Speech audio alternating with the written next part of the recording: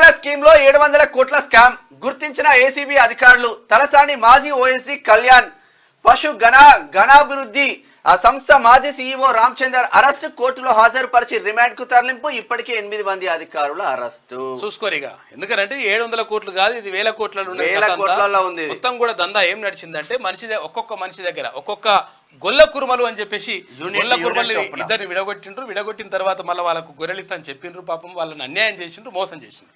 Munugode election జరిగినప్పుడు అది తలసాని సీనన్న కూడా వచ్చి, మాజీ మంత్రి తలసాని శ్రీనివాస్ అన్న కూడా వచ్చి ఏమన్నాడు, అరే అది మేము పైసలు ఇస్తా అంటే వీళ్ళు అడ్డుకుంటున్నారు అట్లా అని చెప్పిండు. ఏమైందన్న తలసాని సీనన్న గిందికేనా, ఇదేనా కథ జరిగింది అని అడుగుతున్నారు ప్రజలు.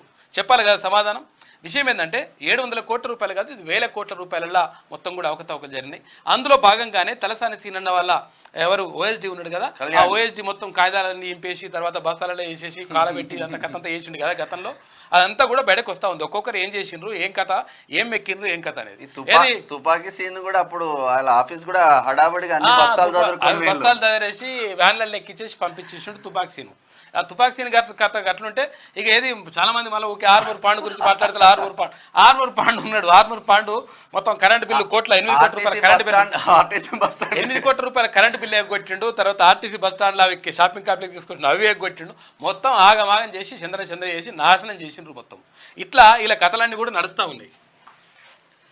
గత బీఆర్ఎస్ సర్కార్ హయాంలో అమలు చేసిన గొర్రెల పంపిణీ స్కీమ్లో భారీ కుంభకోణం బయటపడింది.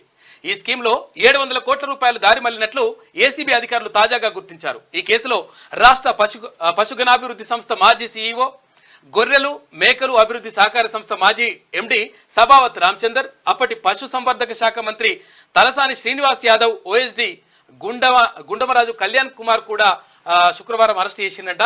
చూసుకో, కళ్యాణ్ కుమార్ ని, రామచందర్ ని, వీళ్ళందరినీ కూడా వీళ్ళందరినీ అరెస్ట్ చేసిన మంచిదే గానీ రాజకీయ నాయకులను ఎప్పుడు అరెస్ట్ చేస్తామనేదే క్వశ్చన్. అది కూడా జరుగుతుంది. అయితే అంచెలంచెలుగా జాగ్రత్తగా వేయాలి కాబట్టి ఆ జాగ్రత్తలు అనేటువంటివి జరుగుతూ ఉన్నాయి. అందులో భాగంగా ఎక్కడ చూసినా కూడా అధికారులు బలి పశువులు అవుతున్నారు. బాగా మరి ఇప్పుడు బాగా ఎగుడు అంగి ఎగిరేసుకొని నేను ఇట్లా అంగి ఇంపుకొని నేను వాళ్ళ కోసం ఇట్లా చేస్తా అంటే ఇట్లా అవుతుంది కథ.